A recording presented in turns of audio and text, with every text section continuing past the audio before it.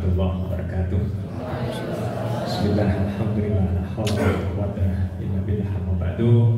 Hadirin muhtamin, para alim, para ulama yang mulia, yang sama-sama kita muliakan, kita hormati bersama-sama Ketua Umum PJNU sekaligus pengasuh pondok pesantren Romo Kiai Haji Dr.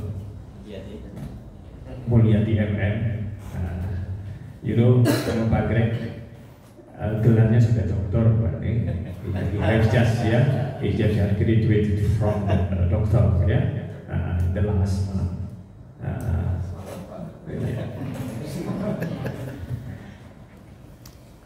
The Excellencies, Professor Greg Henry from NU, Australian National University, Canberra, and Dr. Sutono, Director of INTAS, Institut Al-Azhar, Dr. Sutono, the Rektor INTAS Institut Al-Azhar, para bapak, para ibu, para mahasiswa, dan hadirin yang dimuliakan oleh Allah.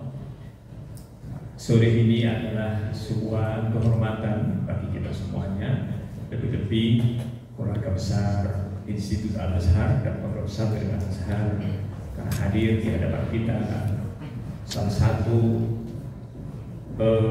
peneliti yang sangat populer, sangat populer di lingkungan kita, di lingkungan NU, Profesor Greg Henry. Barangkali bapak-bapak, ibu-ibu bisa melihat Google Scholar-nya beliau, Google Scholar-nya beliau. Saya tadi cerita kepada Kemuli, when we are speaking about the Indonesia, especially about the pesantren and NU, from the first maybe we know about the Clifford Gate, itu tahun 50-60an Clifford Gate, and the next one and Karel Stenbrink, from the Amsterdam. Kemudian tahun 70-80 kita kenal namanya Mitsuyo Nakamura, kemudian ada beberapa peneliti-peneliti. Tetapi setelah 90-an, orang yang selalu jadikan rujukan referensi di kampus-kampus dan di masyarakat Indonesia, alhamdulillah hari ini beraudensi dengan kita semuanya.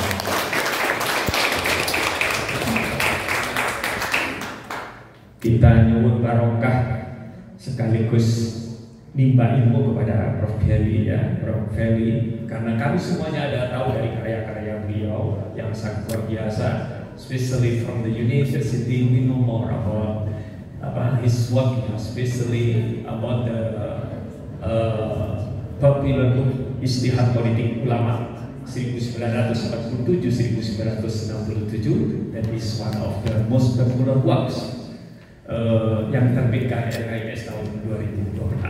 Begitu pula karya-karya yang lain. Nah, beliau nanti akan bercerita tentang NU and Muslim expression in Indonesia, begitu.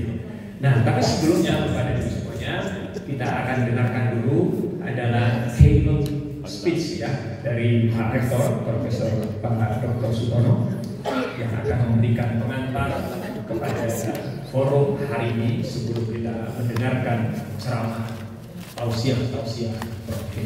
Dipersilakan Pak Rektor.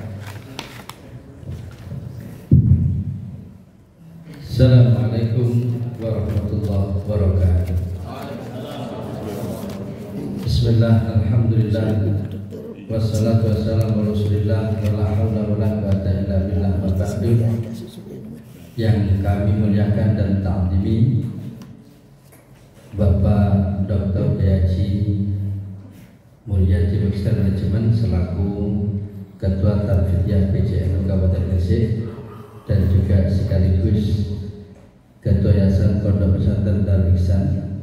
Mudah-mudahan beliau terus mengawal kita semua, sehingga kita akan, kalau hari ini kita harus berlabuh kepada profesor dari Australia, bisa masuk, mau dibawa ke Amerika,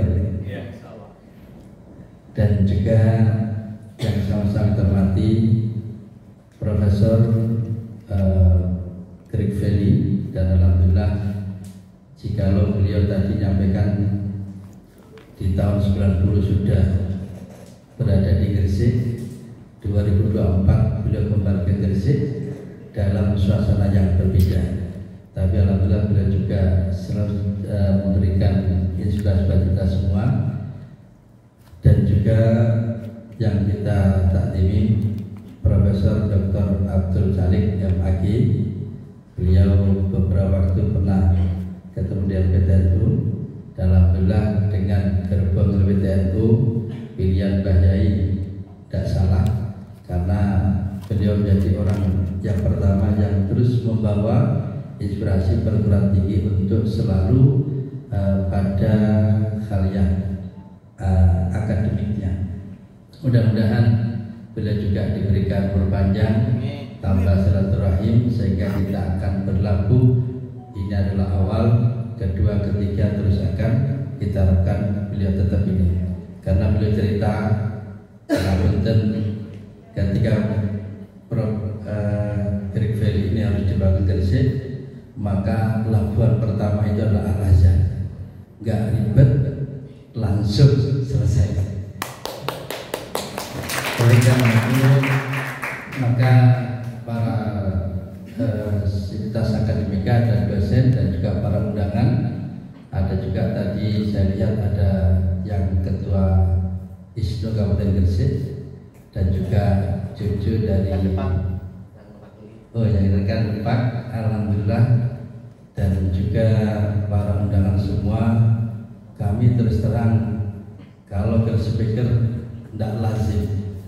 Tahun 90 beliau sudah begitu intens dengan NU, sementara 90 saya baru lahir. Artinya kelaziman ini kalau mau di speakernya nggak lazim, karena yang di speaker mestinya beliau ini lebih. Tapi karena sebuah sistem NU itu begitu. Artinya siapapun ketika beliau memberikan bagian adalah kami minta bahwa tidak berlama-lama berbreak, karena saya yakin bahwa pesantren, perguruan tinggi dan juga riset ini menjadi penguat untuk memberikan penguatan di NU. Jikalau NU di Indonesia ini lahir jika pondok pesantren, sementara kalau kita lihat hari ini ada sekitar 14.029 pesantren NU yang ada di Indonesia. Artinya dengan memotret pesantren yang begitu besar, kami minta terlebih nanti kira-kira 10 tahun akan datang NU seperti apa? NU seperti apa kalau melihat apakah justru perkembangan semakin cepat dengan berbagai macam fenomena yang ada, atau justru malah NU ini harus berkaitan dengan kepentingan pondok pesantren. Karena itulah maka kami berharap, karena pertemuan ini juga luar biasa hebatnya, kami tidak berlama-lama. Kami berharap mudah-mudahan seluruh yang hadir ini memberikan respon yang sangat positif, bertanya dan juga sekaligus dialog interaktif dalam rangka untuk menemukan satu potensi sejarah NU, pertemuan NU baik di ranah Indonesia maupun di luar negeri. Saya kira itu kira-kira yang saya sampaikan, kurang lebih mohon maaf. Wassalamualaikum warahmatullahi wabarakatuh. Terima kasih Pak Rektor, thanks Pak Rektor. Nah, kita ini sudah kayaknya sudah tidak betah pingin denger ya dawuhe Profesor Great Valley yang sejak tahun 90 itu sudah ada di Gresik, sudah riset tentang Gresik. Bener Prof, kami orang NU, ini adalah orang-orang NU, dan saya yakin saya ini sedikit aja tahu tentang NU dibandingkan dengan Prof. Kira-kira begitu. Nah, baik, saya persilakan kepada Prof. untuk menyampaikan beberapa hal. Yes, time is yes.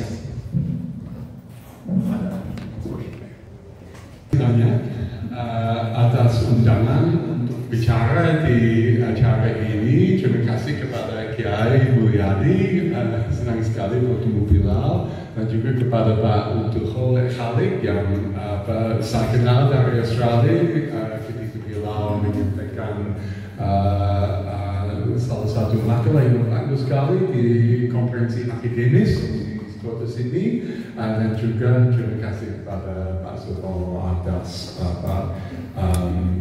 komentarnya tadi. Saya terus terang, saya merasa tidak wajar kalau saya bicara tentang NU di depan begitu banyak netizen dan dia dan yang setiap hari terlibat dalam kebudayaan dan komunitas NU. Saya hanya datang dari jauh dan memang 30 tahun yang lalu saya setiap hari membaca arsip NU dan juga mewawancarai tokoh-tokoh NU dari tahun 50-an dan 60-an. Itu topik untuk disertasi S3 saya. Nah, itu salah satu alasan saya datang ke Gresik karena saya diberitahu oleh teman-teman di PMNU adalah koleksi arsip di sini. Dalam koleksi pribadi Haji Burhan. Jadi saya menginap beberapa malam di rumah Bilal. Pada waktu itu sudah almarhum, tapi putranya sangat begitu baik hati menerima saya dan membantu saya dengan mencatat sesuatu dari arsip itu. Oke, tapi mengenai topik ini, NU dan Muslim Expression di Indonesia. Ketika saya melakukan studi lapangan, itu selalu aspek yang tertarik karena setiap hari saya juga baca dokumen dan dapat informasi tentang NU sebelum Orde Baru. Tetapi juga saya sering ikut rombongan Gus Dur dan tokoh-tokoh NU lain kalau mereka ke pesantren atau ke cabang NU. Jadi saya bisa membandingkan wacana NU tahun 50-an dan 60-an dengan wacana NU pada tahun 90-an. Dan saya kemudian ambil beberapa kesimpulan untuk perubahan sikap NU terhadap identitas mereka sendiri dan apa sebenarnya adalah ciri khas NU dan juga sikapnya terhadap politik, peranan politik NU dalam Indonesia pada waktu itu. Jadi saya ingin share beberapa kesimpulan yang saya ambil pada waktu itu. Mudah-mudahan bisa mengerti bahasa Indonesia saya yang belum fasih sebenarnya sama yang dulu. Bagaimana kesan saya adalah Gus Dur memberikan visi ke depan NU yang tidak ada sebelumnya. Sebelum Gus Dur ada macam-macam, ada beberapa ketua umum dan yang paling panjang adalah Kiai Haji Idham Khalid dari Kalimantan Selatan, dan sebelum itu ada Ahmad Dahlan dan sebagainya. Jadi Muhammad Dahlan, maaf, sebelumnya. Tapi yang berbeda dengan Gus Dur adalah visi ini bahwa NU bisa menjadi salah satu kekuatan untuk Islam progresif, Islam moderat, Islam yang penuh dengan toleransi, yang bisa membawa pesan damai kepada umat lain di Indonesia maupun umat lain di dunia. Setahu saya sebelum Gus Dur menjadi ketua umum tahun 84, karena situ Pondok, belum ada tokoh NU yang membicarakan seperti itu. Saya juga masih ingat saya hadir muktamar NU di Cipasung tahun 1994. Pada waktu itu Gus Dur baru kembali dari Timur Tengah. Bilal sama Pak Johan Effendi, pemikir progresif yang punya latar belakang Muhammadiyah, mereka hadir yang menyaksikan penanda-tanganan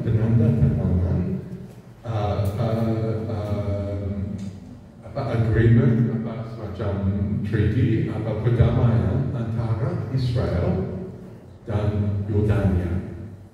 Pada waktu itu Gus Dur mengunjungi Israel. Ada cukup banyak utusan dalam muktamar itu yang marah besar kepada Gus Dur, mengutuk kunjungan ke Israel, kenapa ke sana, dan memberikan bantuan kepada pemerintah Israel.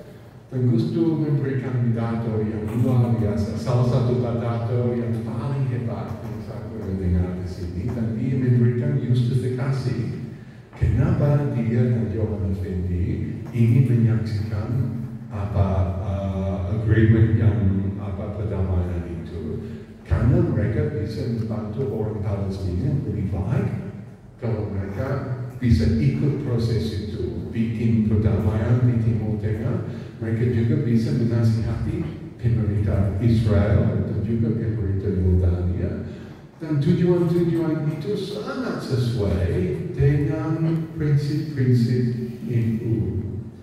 Pada akhir pidato Gus Dur, hampir enggak ada keberatan kepada Bilal, jadi dia bisa meyakinkan kebanyakan hadirin bahwa cara yang dia jalan yang dia itu adalah jalan yang benar. Ini salah satu contoh visi Gus Dur yang saya kira sama sekali baru dalam sejarah NU, bahwa NU bisa memain peranan domestik dan internasional seperti itu.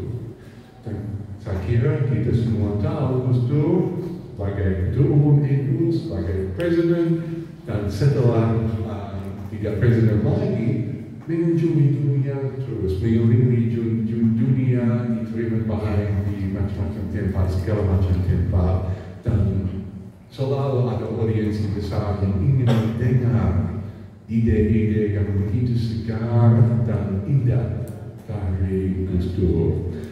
Jadi, kalau bicara tentang Muslim expression di Indonesia, saya kira prestasi Gus Dur sangat luar biasa. Dengan Gus Yahya status sekarang yang menjadi Ketua Umum sekarang ini, kami bisa melihat nuansa Gus Dur atau tema Gus Dur yang muncul kembali, sangat menonjol dalam rencana NU. Tidak semua anggota NU setuju, sama juga dengan Gus Dur, cukup banyak yang melawan Gus Dur pada waktu itu, tetapi mayoritas bukan saja menerima, tetapi bangga dengan rencana itu. Tapi ini prosesnya yang tidak pernah satu trajektori saja naik atau turun, tetapi selalu adalah tikungan dan sebagainya. Itu fakta organisasi sosial. Jadi itu pertama tentang identitas NU dan peranan di dunia. Bagaimana politik? Karena isu politik sudah disebutkan, dan ini menarik dengan Gus Dur juga, karena Gus Dur dulu ketika NU keluar dari Masyumi tahun 1952, ada keputusan bahwa NU harus menjadi partai politik. Secara resmi tahun 1953 menjadi partai politik dan masuk kabinet dan sebagainya. Untuk pemilu pertama di Indonesia tahun 1955, NU menyatakan bahwa itu wajib untuk semua nadiin dan nadia untuk milih NU. Dan Ira Khalid sering sekali menyatakan kalau tidak memilih NU masuk neraka. Cukup keras hitam putih pada waktu itu. Tetapi itu wacana, pas pula dan sebagainya, hampir semuanya kalau warga NU harus milih NU, itu kewajiban. Kemudian Gus Dur menjadi Ketua Umum sama Kiai Ahmad Siddiq tahun 2004, dan mereka ingin memutus hubungan resmi antara NU dan partai politik. dan memberikan kebebasan kepada warga NU untuk pilih partai siapa, masuk partai siapa. Jadi Gus Dur mulai konsisten dengan hal itu sampai Gus Dur menjadi calon presiden, mendirikan PKB pertengahan tahun 98, dan kemudian tahun 99 mulai memikirkan bahwa dia bisa menjadi presiden. Dan pada waktu itu saya dengan Gus Dur menyatakan banyak sekali bahwa NU tidak akan mendirikan partai politik sekali lagi. Ini sebelum reformasi. Tapi apa yang terjadi dalam beberapa bulan setelah reformasi, Gus Dur dengan bantuan banyak kiai lain di NU mendirikan partai PKB. Nah, mungkin wajar saja setiap orang di sini bisa memilih ambil pendapat sendiri. Tapi Gus Dur itu tidak fix, tidak rigid, tidak tetap. Sikap Gus Dur terhadap peranan NU dalam politik. Karena setelah PKB ada, keinginan Gus Dur adalah semua Nahdliyin sekali lagi mendukung PKB. Dia tidak menyatakan bahwa itu wajib, tetapi itu jelas, itu arahannya. Jadi kami bisa melihat perubahan yang mungkin bisa dianggap sebagai menyesuaikan diri dengan konteks yang berubah. Kalau ada rezim autokratik seperti Orde Baru, tidak ada tempat untuk NU. Sebenarnya banyak mudarat kalau NU aktif dalam politik sebagai partai politik sendiri. Kalau ada cara, kemudian lebih manfaat untuk NU. Dan Gus Dur telah menyatakan NU keluar dari politik praktis supaya bisa memulai politik praktis lebih cantik. Dan saya kira pintar sekali strateginya. Dan mungkin juga perlu mencatat ada lumayan banyak orang tradisionalis, orang Aswaja, sesuatu yang tidak keluar dari Masyumi pada tahun 52, termasuk kiai-kiai NU yang terkenal, Kiai Abdullah Syafi'i misalnya di Jakarta, tetap dalam Masyumi. Banyak kelompok tradisionalis termasuk cabang NU di Jawa, di Sumatera, di Kalimantan juga tetap dalam Masyumi. Kalau baca arsip-arsip NU bisa lihat ayah Gus Dur, Kiai Wahid Hashim keras untuk mengajak orang untuk ikut NU untuk keluar dari Masyumi, tapi tidak semua yang keluar. Jadi pokoknya selalu ada kontestasi, selalu ada perdebatan dalam NU tentang isu politik, tentang isu identitas dan arah besar, misi besar NU. Dan saya kira itu salah. Itu organisasi yang begitu besar. Saya kira tidak realistis kalau menganggap itu hanya satu opini saja atau satu kelompok saja. Pasti adalah pendapat yang sangat beragam. Jadi kami harus mengakui diversitas suara dan kadang-kadang ideologi masih ada garis lurus dalam NU. Saya nggak tahu, dulu cukup aktif di website, jadi kami bisa melihat perdebatan itu ke dalam. Dan menurut saya itu salah satu aspek yang sebenarnya welcome saja, supaya NU sebagai organisasi bisa menentukan sendiri jalan yang mereka menempuh. Akhirnya untuk sementara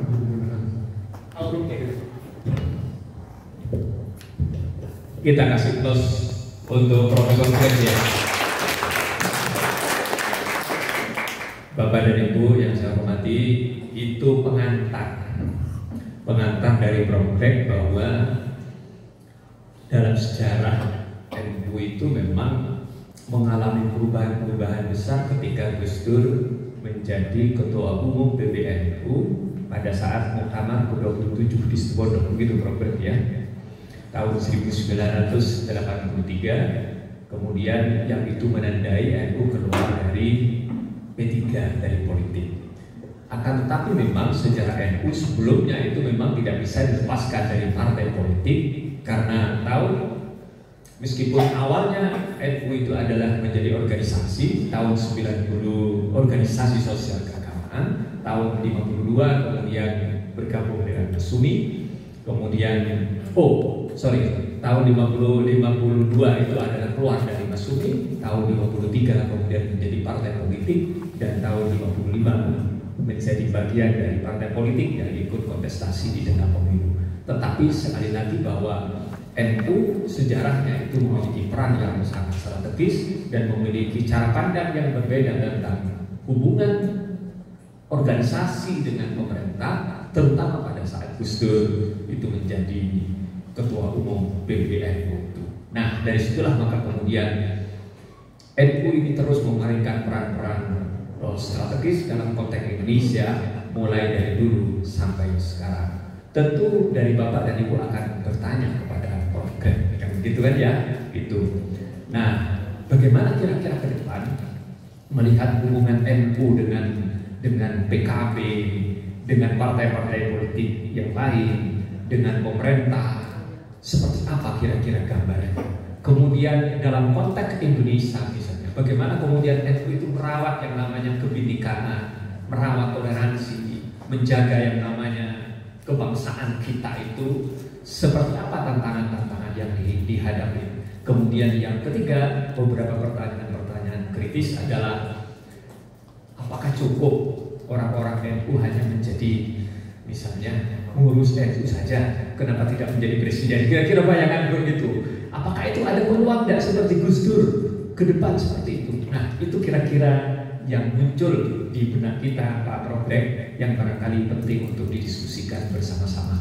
Karena itu kami persilahkan kepada para bapak, para ibu untuk berdiskusi, menyampaikan pertanyaan, tanggapan, respon kepada beliau Profesor Greg. Kami persilahkan. Ya, raise your hand, angkat tangan. Ya, sebut nama Bapak.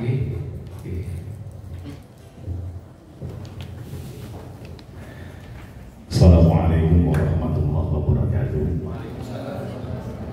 Terima kasih atas kesempatan yang diberikan kepada kami, yang kami muliakan Mr. Greg Ferry. Mohon nama dulu, Bapak. Nama? Ya, nama saya Husnan. Ya, mirip dengan nama orang Arab.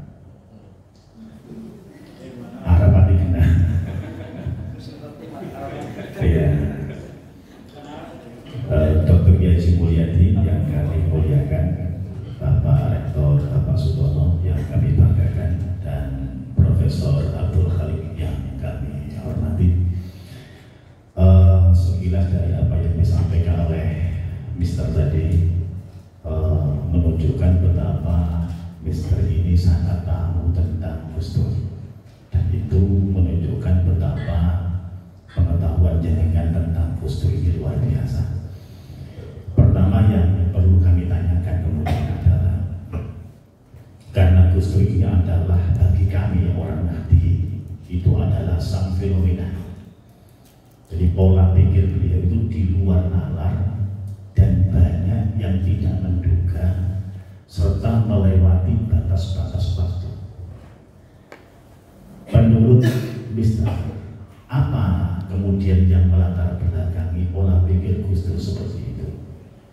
Apa karena faktor pendidikan beliau yang banyak di luar negeri, Timur Tengah dan Irak, atau juga karena latar belakang beliau bahwa beliau adalah keturunan dari pendiri Nahdlatul Ulama, atau karena gesekan beliau dengan banyak pemikiran di Indonesia sendiri dengan para tokoh-tokoh pemikir di Indonesia? Indonesia. Ini tolong jenengan kembangkan, Mr. Greg, kembangkan biar kami ini mendapat tambahan pemerintahan Gus Dur. Karena hampir Gus Durian di Indonesia itu luar biasa, termasuk saya sendiri itu Gus Durian.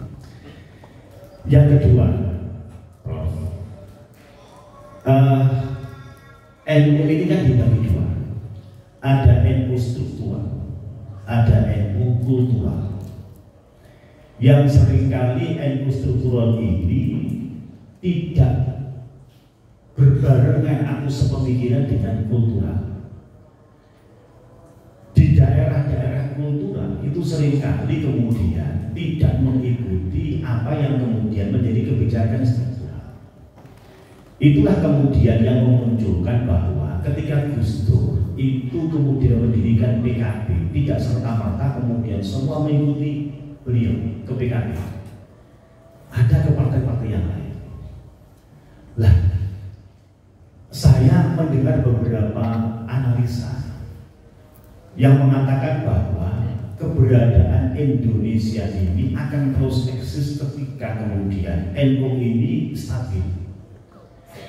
Menurut pemikiran Kristen, kemudian bagaimana kemudian seharusnya positioning NU ini ke depan, atau kemudian seberapa besar peran NU dalam kancah politik sosial di Indonesia dalam kurun waktu 5-10 tahun ke depan dengan keadaan yang seperti ini.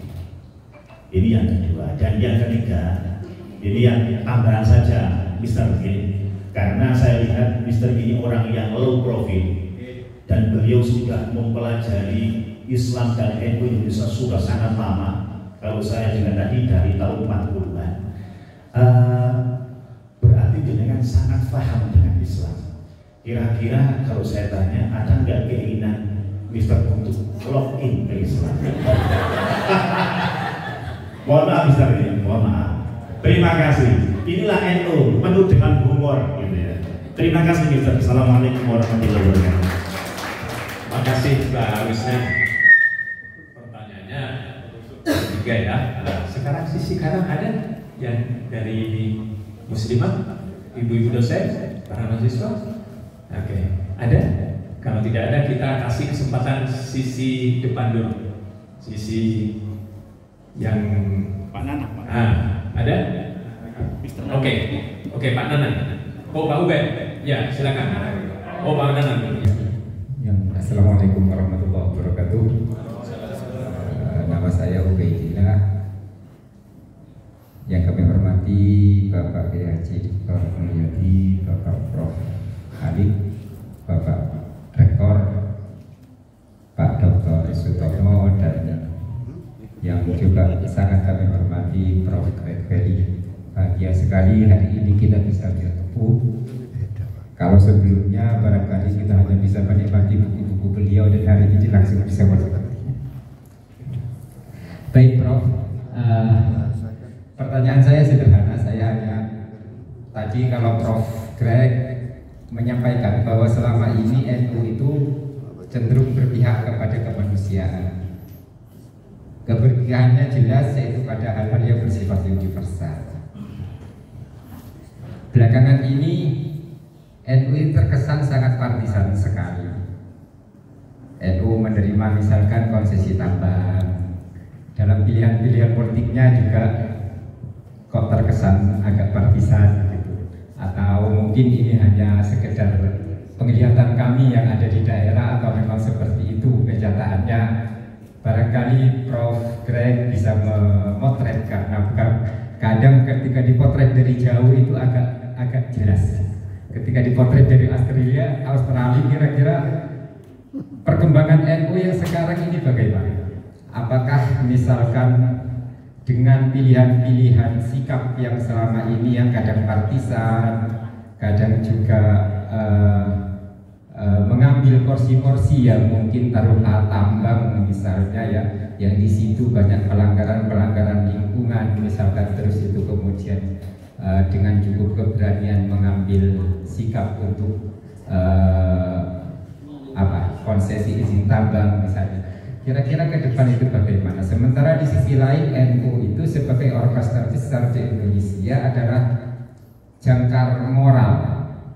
Ketika NU sudah partisan, ketika NU sudah mengambil hal yang agak riskan-riskan seperti itu, kira-kira posisi itu sebagai jangkar moral ke depannya itu kira-kira masih mungkin tidak perlu dipertahankan. Barangkali itu mungkin pertanyaan dari kami, Prof. Terima kasih. Assalamualaikum warahmatullahi wabarakatuh. Terima kasih atas kedua pertanyaan itu. Saya mulai dengan Pak Ruslan. Dan memang Gus Dur adalah salah satu fenomen. Ada istilah dalam bahasa Inggris, once in a generation. Maksudnya dalam satu angkatan, misalnya 30 tahun, dalam satu angkatan adalah seorang yang begitu hebat bahwa mereka menonjol di atas semuanya. Saya kira dalam angkatan Gus Dur, walaupun angkatan itu cukup banyak orang yang hebat, Cak Nur, saat ini bukan juara tinggi dan sebagainya, ada cukup banyak orang yang luar biasa. Tapi Gus Dur, saya kira tidak ada tokoh dalam sejarah Indonesia yang seperti dia, yang dia begitu brilian. Saya juga menyatakan Gus Dur belum perfect. Tapi saya melihat dengan dekat, kadang-kadang ada perilaku Gus Dur yang juga memperhatikan saya. Tapi kalau melihat seluruhnya, dampaknya positif luar biasa. Nah, pertanyaan Pak Ruslan menarik sekali. Bagaimana kami bisa menjelaskan keistimewaan Gus Dur? Kalau itu produk dari pendidikan bila atau pengaruh dari tokoh lain atau perjalanan ke luar negeri, saya kira susah untuk orang seperti Gus Dur muncul dari kalangan Muhammadiyah. Maaf kalau ada orang Muhammadiyah di sini. Kenapa? Karena dalam NU adalah mereka menghargai kadang-kadang sikap nyentrik atau punya sikap berbeda atau sangat kreatif dalam pola pemikiran dan sebagainya. Dan saya kira orang seperti Gus Dur yang pikir secara lateral, ya, jangan pikir ke depan, tetapi bisa kanan, kiri, kemudian kembali ke sana, kami tidak tahu, tetapi itu gayanya pemikiran Gus Dur. Dia sangat eklektik dengan pembacaannya. Dia sangat suka tulisan Karl Marx dan Engels, ya, untuk pemikir komunisme, sosialisme, tapi juga sangat suka tulisan tentang gender, tentang macam-macam teori sosial yang sangat baru pada waktu itu. Gus Dur baca semuanya, dan dari begitu beragam tulisan itu, dia bisa memilih, bisa menggabungkan ide dari sumber-sumber yang sangat berbeda. Dan dia selalu cari sesuatu yang segar, yang unik. Dan saya kira salah satu kesadaran beliau adalah dia anak kiai besar sekali, Hashim Asy'ari dan juga Wahid Hashim, dua kiai yang brilian. Jadi untuk dia sendiri, dia juga kalau konvensional, kalau normal saja pemikirannya, itu tidak cukup bagi dia. Dia harus melemparkan menciptakan ide yang semua orang menganggap ini hebat, ini ide baru dan sebagainya. Saya kira aspek itu, kebudayaan latar belakang Gus Dur itu sangat penting. Saya juga kadang-kadang ke rumah ibu Gus Dur, Ibu Solehah, dia masih hidup di Matraman di Jakarta. Kali-kali Gus Dur ada di sana. Dan saya punya banyak foto dari periode itu. Gus Dur diam di rumah itu sekarang rumah Wahid Institute. Tapi pada saat itu sama persis dengan foto-foto dari tahun 60-an. Itu bagi saya sebagai sejarawan itu sangat enak masuk kamar itu. Ini seperti sejarah yang hidup di sini yang dilestarikan dengan baik dan Gus Dur berada. Tetapi Gus Dur dan istrinya membicarakan ketika Gus Dur masih muda, dia punya banyak dia bergaulnya dia bergaul sangat luas, termasuk dengan beberapa tokoh Belanda. Ada yang pemusik, itu dia yang mengintroduksi Gus Dur kepada musik Beethoven. Misalnya Gus Dur penggemar berat Beethoven's 9th Symphony, Symphony ke-9. Gus Dur punya puluhan rekaman tentang. Ada yang lain yang filsafat, yang Katolik. Jadi Gus Dur ambil dari semua. Dia tidak pernah takut dengan ide baru, ide yang sangat berbeda dengan ide biasa dalam kalangan NU. Ibunya sangat mendukung, dia tahu ayahnya juga punya orientasi yang seperti itu, dan saya kira itu juga harus lihat konteksnya, keluarga dan tradisi keluarga itu untuk menjelaskan bagaimana dia punya perilaku seperti itu. Yang Sufi juga saya kira itu sangat penting, dan ya mungkin maaf terlalu panjang jawabannya. Dan juga Bapak menantikan hubungan antara struktural dan kultural, dan saya kira ini selalu akan ketegangan ya, antara kedua-duanya. Dan ini kembali lagi ke isu diversifikasi di dalam NU. Adalah aktivis yang memang adalah organisasi yang secara eksplisit memegang ideologi kiri dan ingin menggabungkan dengan ideologi Aswaja. Dan ini anak kiai, ada intelektual muda, dan mereka tidak ide tentang isu itu, mereka cukup berani. Ini ide-ide itu selalu punya unsur-unsur itu, sangat kaya, tapi juga ada orang yang sangat konservatif.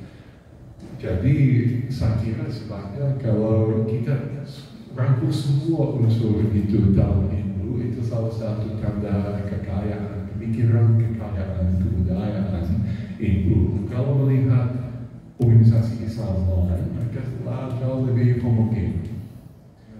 Saya pertama kali hadir di kamar Muhammadiyah di Solo, berapa? 3 tahun yang lalu ya. Saya kaget, antri yang sangat rapi, teratur, semua orang pakaiannya begitu, nggak perlu bangsa kata. Agak ada teriakan.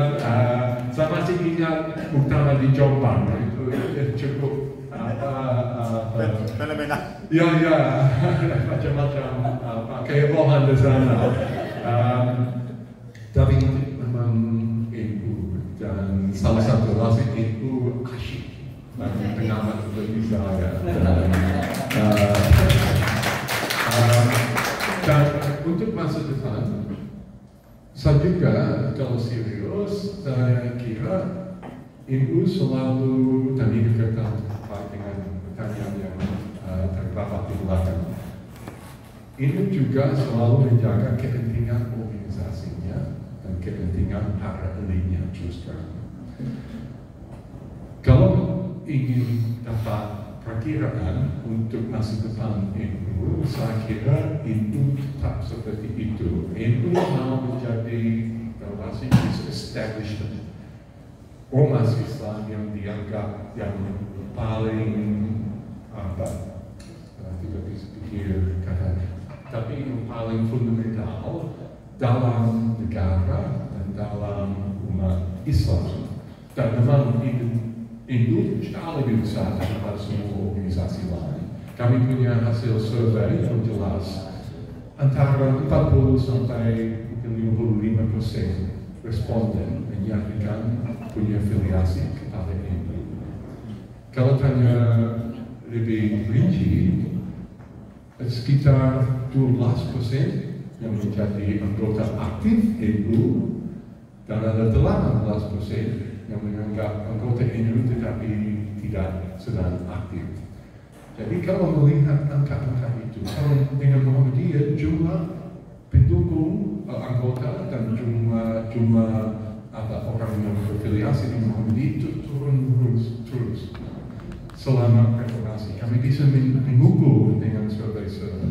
Ini problem besar sekali untuk Muhammadiyah dan saya kira masalahnya. Tapi NU tetap kuat sekali.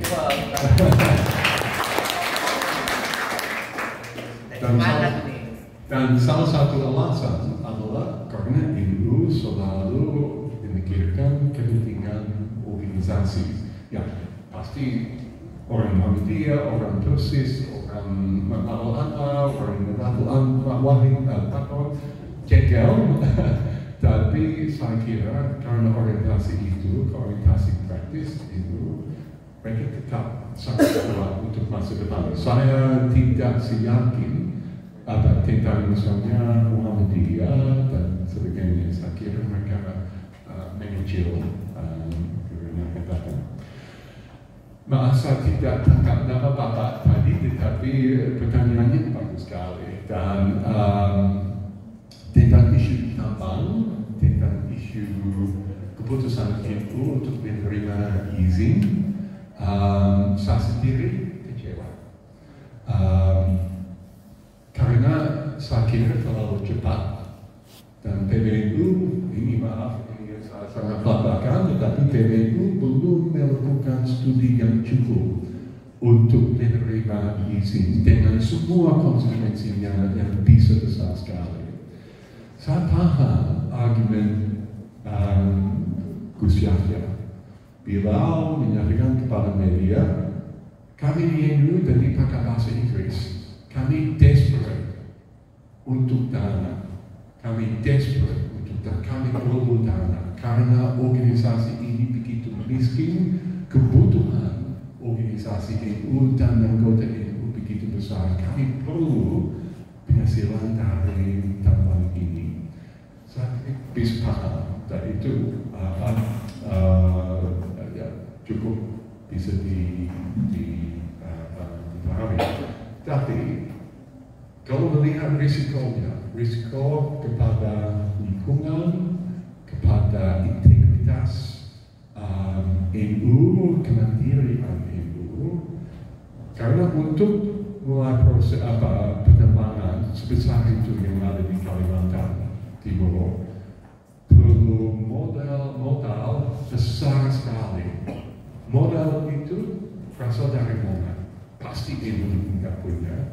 Kalau mereka dapat modal dari orang lain, siapa tahu? Tohi mungkin, saya tahu. Tapi kalau dapat modal itu, ada tali-tali yang sudah ada jaminan yang harus diberikan kepada orang itu.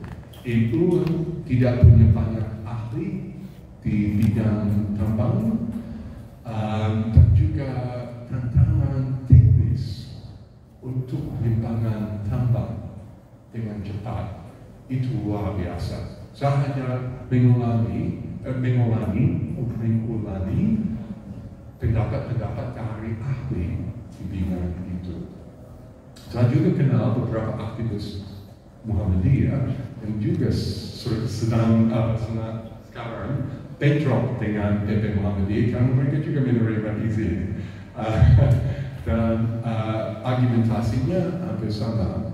Sekretaris PP Muhammadiyah mengatakan kepada saya beberapa minggu yang lalu, kasihan orang Muhammadiyah di Indonesia Timur. Universitas Muhammadiyah, Sekolah Muhammadiyah, fasilitasnya jelek. Kami tidak bisa memberikan gaji yang cukup kepada guru, dosen, dan sebagainya. Itu alasan kami perlu tambang ini. Dengan tambang ini kami punya kepastian untuk masa depan.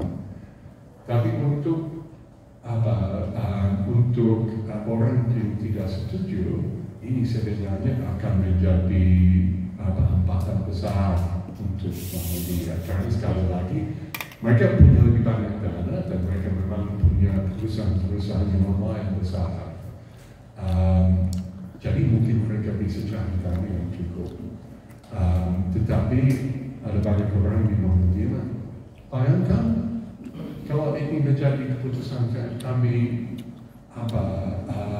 mengutamakan profit, mengutamakan untung atau mengutamakan lingkungan. Saya kira sama untuk NU. Kalau memang PBNU desperate untuk dana itu, mungkin mereka mengabaikan lingkungan dan ada pencemaran udara, pencemaran sungai dan sebagainya, supaya NU bisa dapat untung sebesar mungkin, secepat mungkin. Dan saya kira itu susah untuk membenarkan kalau itu adalah solusinya. Saya juga kurang percaya pada negara dalam hal itu. Kenapa izin untuk tanah itu, tambang itu tidak dipakai oleh perusahaan pabrik, PT Kaltim. Mereka sudah pegang selama berapa? 15 tahun, lalu terus mereka mengembangkan tambang lain dan menggunakan tambang itu. Saya kira ada pertanyaan-pertanyaan yang perlu dijawab dengan detail oleh PBNU dan terdapat tanya tentang risiko dan moralitas. Ya, itu sering sekali NU harus memilih jalur pragmatis daripada jalur yang etika, karena kebutuhan organisasi, karena kemiskinan organisasi, dan kaya dengan budaya, berarti kaya dengan orang, tetapi miskin dengan aset-aset. Dan saya sangat khawatir bahwa orang yang ambil untung yang paling besar adalah kelompok kecil, elit. Dan itu memang sejarah NU, salah satu pelajaran saya dari tahun 50-an dan 60-an, bahwa untung yang besar adalah untuk elit daripada warga biasa. Terima kasih.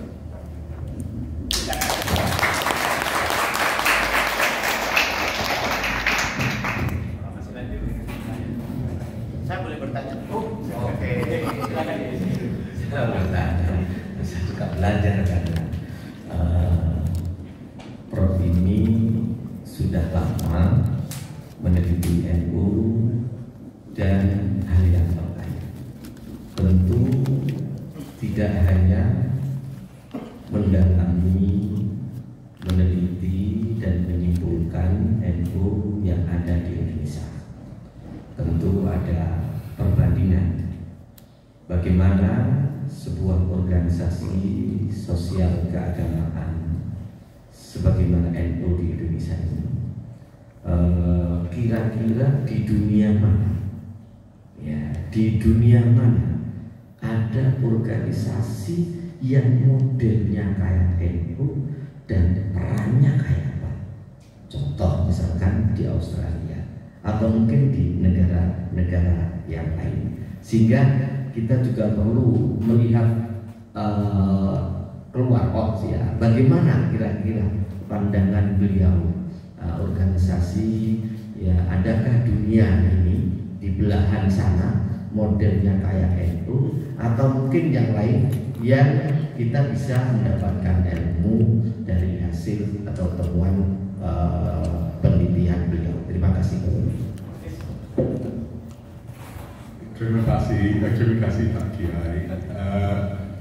Ya, saya sendiri sebenarnya walaupun saya baca tentang gerakan Islam di segala macam negara yang mayoritas Islam, saya sendiri hanya mengunjungi beberapa negara Islam lain, jadi tidak secara langsung tidak bisa menjawab pertanyaan ini dengan baik. Tetapi kesan saya adalah NU unik.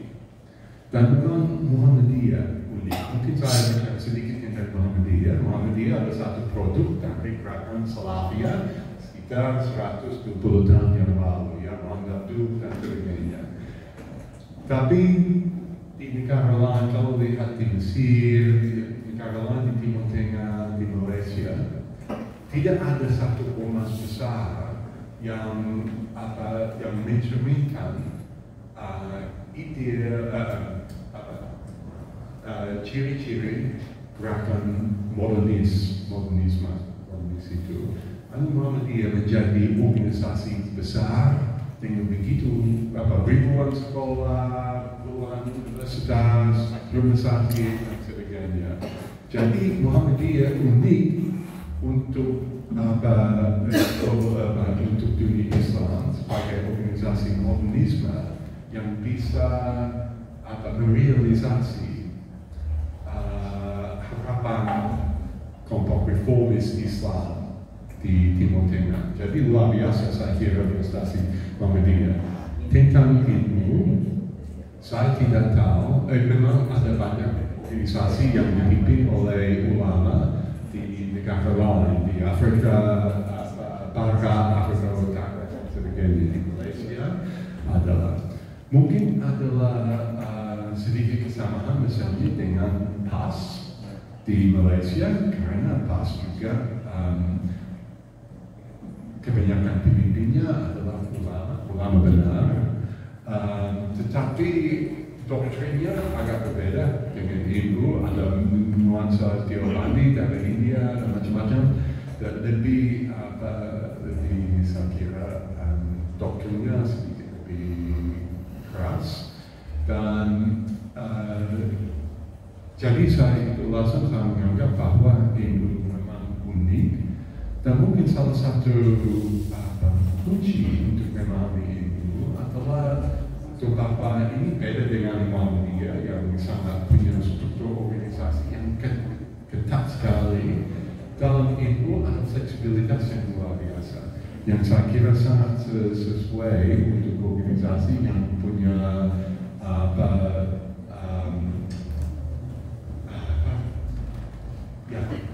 kerana pesantren itu semacam organisasi atau komunitas kecil, tetapi ketika ikut semua, maaf dalam bahasa Indonesia tapi tidak bisa mengekspresikan dengan baik, tapi dalam bahasa Inggris, lots of small groups come together to become bigger.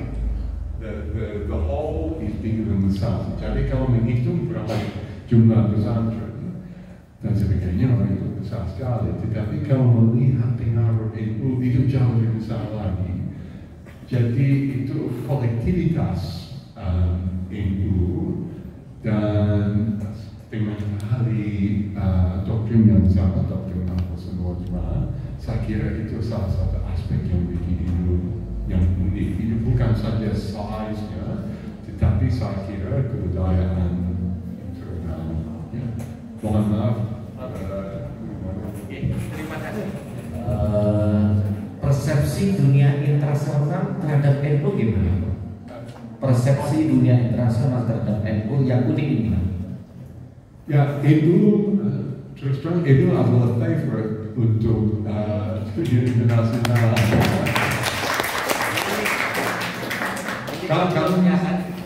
Kadang-kadang saya khawatir bahwa organisasi lain disingkirkan, bahwa mereka sebenarnya perlu juga didengar dalam forum-forum internasional, tetapi suara yang hampir hanya satu suara yang didengar adalah NU. Kalau ambil contoh di Bali 2 tahun yang lalu, sebelum G20. Pada waktu itu hanya satu tokoh manusia yang diajak. Jadi dia hanya bisa bicara untuk 45 menit. Jadi tidak banyak apa-apa. Hampir semua pembicara lain yang dari Indonesia adalah tokoh NU. Tapi kembali ke pertanyaan Bapak, memang di negara saya kalau orang memikirkan Islam di Indonesia, nama pertama adalah NU. Kalau mereka ingin bekerjasama, itu selalu mereka mulai dengan NU. Tapi kadang-kadang juga saya kira banyak orang di luar negeri tidak paham betul kompleksitas NU. Mereka punya persepsi yang mungkin terlalu simpel. Seolah-olah semua orang NU itu seperti Gus Dur atau Gus Yahya dan sebagainya. Kadang-kadang ekspektasi mereka tidak begitu akurat. Tapi yang penting citra NU di secara internasional bagus sekali. Oke, baik.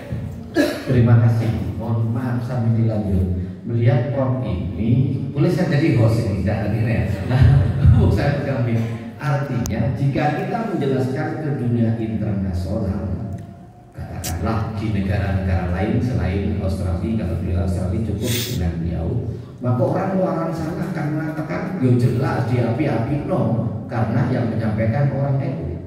Tapi jika ini kita gandeng dalam rangka menjelaskan ke dunia internasional, insya Allah akan ini lebih baik, dan ini adalah wilayah Profesor Dr. Khalid untuk melakukan ekspansi ini. Monggo kira-kira gimana, Pak? Ya, betul memang. Jadi masyarakat internasional itu sangat menghormati NU.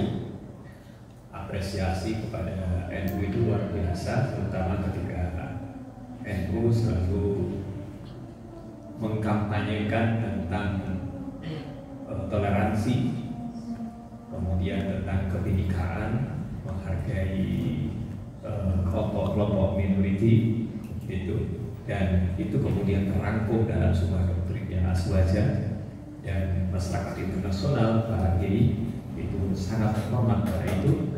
Dan saya sudah membaca tulisannya Prof.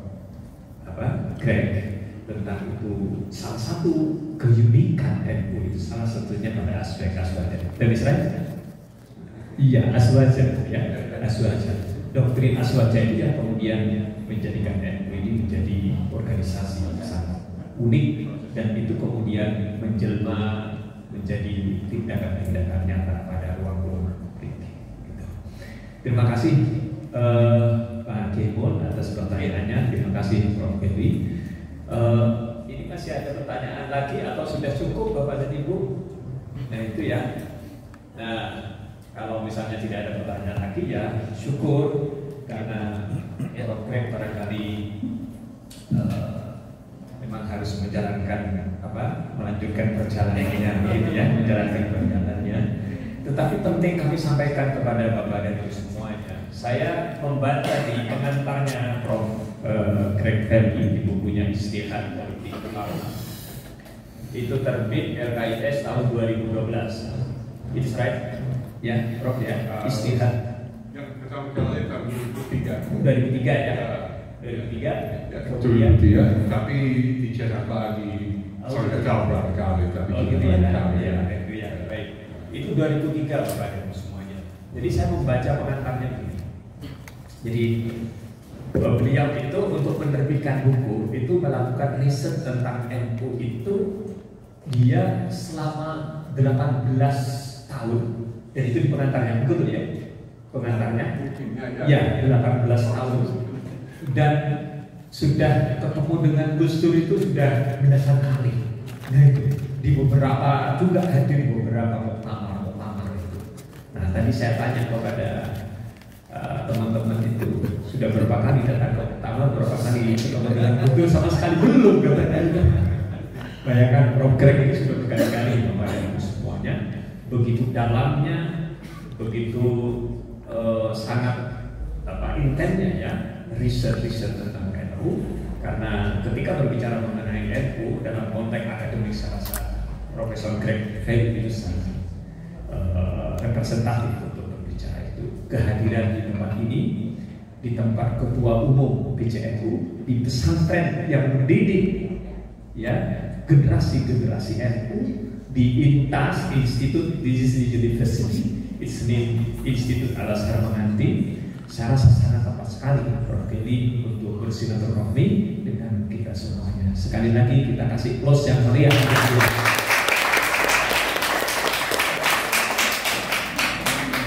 For the last please, for the close statement from Kelly.